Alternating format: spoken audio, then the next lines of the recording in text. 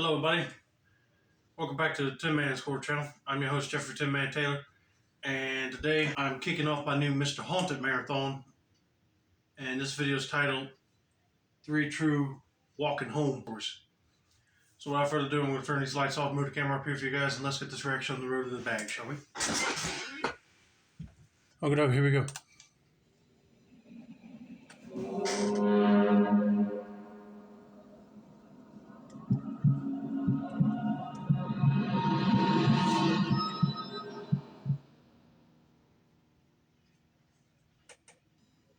My name is Courtney, and I was 23 years old when this happened. Okay. I worked at a McDonald's right near my house. In order to get to my house or to my work, you have to pass by a public park. I always carry pepper spray on me in case anything happens to me. That's good to know, because you never know when a mugger would try to rob you of your belongings. It's always best to be armed with that, and then you can just pull it out and spray them in the eyes and deter them from continuing on with their plans. But let's continue with her story, shall we? I've been working at McDonald's for a few months now, and whenever I would work, I would always pass by the park, and nothing has ever happened until this one night. It was a Wednesday, I believe, and I had just gotten off from work. It was around 11 p.m., and I was starting to walk home. The reason why I walked from work to home is because my house is close by, so there's no need to drive. Anyway, while I was walking, I looked behind me for whatever reason, and I saw a man in all black following me. I thought nothing of it and just simply kept walking. I looked behind me once more, and this time, I could tell that he was walking a bit faster. I walked faster too, hoping that this guy would go away. I felt like he could put his hand on me at any moment, so I had my hand on my pepper spray just in case. I was going to say earlier that if you live close by to where you work at, it's better to walk or ride a bike over there instead of wasting gas on your personal vehicle. But if somebody's following you and they're dressed all in black, that ain't no good sign. That guy's up to no good, and he might end up grabbing her, so she needs to hurry up and get home without that guy following her and knowing where she lives at. And then it happened. I felt a hand cover my mouth and another hand grab my neck. I screamed and took out my pepper spray and sprayed the man in the eyes, and he fell to the ground. I ran home while the man lied on the ground screaming in pain. I finally came home and went inside almost out of breath. But, unfortunately, it didn't end there. My parents weren't home, and when I went to look out of my bedroom window, I saw the man across the street looking right at me. He then ran off into the darkness, and I never saw him again. Well, thank God, because I was just thinking that he knows where you live at now. And he might plan on coming back, but now he knows that you got pepper spray. He ain't going to take any chances. But man, once you walked in the house, you should have called the cops, and then they go investigate the area to find that guy and put him in jail for grabbing onto a woman and trying to rob her of her belongings. And then they can put him away and won't be back on the street no more. Thankfully, she pulled that pepper spray out at the right moment before she was knocked out unconscious and sprayed that guy in the eyes and ran back home and locked herself inside.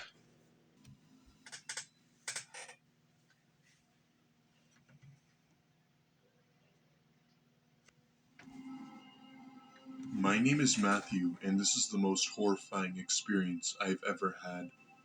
This was something straight out of a horror movie. I lived in a rural town in California and worked at a local Domino's. I have to walk past some woods in order to get to my house.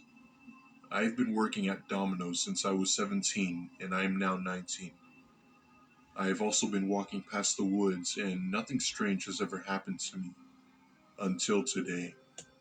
So my shift at Domino's ended at 7:30, a bit later than my normal time I get out. So I'm walking and I could see the woods maybe a few miles up ahead. Finally, I get to the woods and I'm on the side of the road. To get a better idea of where I was, imagine a road and trees on both sides. Now, there are barely any cars or people on the road at this time. Keep in mind that it's getting dark and you only have very little light, so it really added to the creepiness. I tell you what, if I was in his shoes, I'd be trying to speed walk all the way back to my house because I don't want to be still on the road and it is pitch black out there with hardly any light because you don't know what animal would be hiding and jump out and scare the crap out of you, or a creepy stalker might follow you in the darkness. You just don't know what would happen. But let's continue with his story and see what happens next, shall we? Anyway, as I was walking, I thought I could hear something coming from the trees. I looked, but I didn't see anything. I continued walking when a rock was thrown at me and landed right in front of me. I then turned around and looked to the trees, and I could see someone waving at me. It was dark, so I couldn't see who it was or how they looked. I asked, hey, do you need something? He responded in a loud whisper and said, hey, come over here. I want to show you something. I told him that I had to get home and that I couldn't be late. He responded saying, oh, don't worry, it will only take a second. I really need your help with something. I told him I'll help, but I only had a minute. He said a minute is all it will take. I took a deep breath and walked over to him. He said that he found a man-made hole dug in the ground and wanted to see what was down there and that he didn't have a light. I told him I would shine my light with my iPhone down there to take a look. Oh, dude. You see a creepy guy in the woods and they throw a rock at you just to get your attention? I'll be bolting down the road right now and calling the cops because he's telling you that he found a hole. He's probably already dug the hole and he was going to throw somebody in it, whoever came by on that particular stretch of road. Doing that was the biggest mistake I've ever done. Yeah, you think? I walked over and stood by the hole with the man behind me. Before I was about to shine the light, the man pushed me down the hole. I fell about 20 feet and landed on something soft. I started cussing and screaming at the man, but I didn't see him. I stood up and I could feel the soft thing I was on. I had to see what I was standing on. I shined the flashlight on my phone and shined it down. I felt like my whole world had been shattered. The light revealed the body. It was a naked woman who looked to be about 20 and she had been killed. She had cuts everywhere on her body. I stayed down there for a good half hour before finally managing to climb out and run home. I didn't tell my parents about what I saw. I only told a few of my closest friends.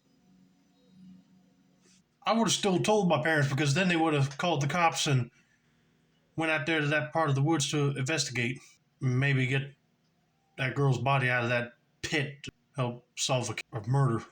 Because that man clearly don't need to be out in society if he's planning on luring people into dark, deep pits.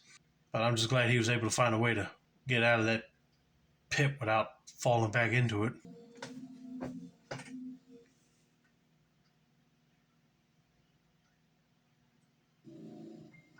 For a bit of background story, at the time I lived in a city in a not so great area in South Texas. I was walking home from a friend's house since my mom wanted me home by 10. To get to my house, you have to go through a tunnel. I've been through the tunnel before, and nothing too strange has ever happened. I mean, you would see maybe some people doing drugs or something, but nothing too major. However, this night was absolutely horrifying. I was walking through the tunnel when I heard someone falling behind me. It was some guy. There were some dimly lit lights in the tunnel so I could see him. He then started to walk faster towards me, and when all of a sudden he came to my right and said, hey, you're really pretty. Want to hang out sometime? This guy looked to be about 30, and I was 18 at the time, so I politely told him that I was only 18 and that I had a boyfriend. He responded and completely ignored what I said. He said, so can I have your number? Oh my goodness. Seems like this guy don't have a care in the world about what you said. She's 18 and she got a boyfriend. That don't bother him, but I got a feeling that he's not going to give up on her that easily. I told him no and to please leave me alone. He seemed to get the hint, and so he walked back. While I was walking, I could see the end of the tunnel that would turn onto my street. Then, I felt two hands grab around my neck and squeeze tight. I tried punching the man, and he let go of my neck and tried to grab my hands, but I managed to cut him with my pocket knife. He then fell to the ground and screamed in pain. I ran as fast as I could out of the tunnel and onto my street.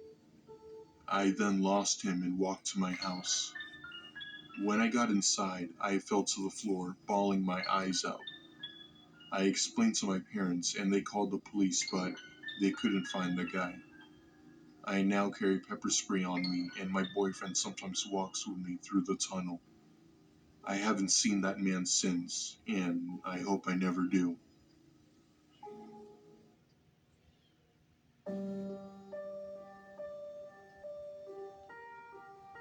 See, what did I tell you? He's one of them guys that don't like to take no for an answer. So when she started walking off, he figured he might as well go ahead and grab her. But thank God she had that pocket knife on her to defend herself, because if she didn't, he probably would have knocked her out cold and probably did some nasty stuff to her. But anyway, I hope you guys enjoyed this video. Don't forget to like, subscribe, turn on post notifications for more Mr. Haunted content like this. This has been another successful installment of the Tin Man's Court channel. I'm your host, Jeffrey Tin Man Taylor.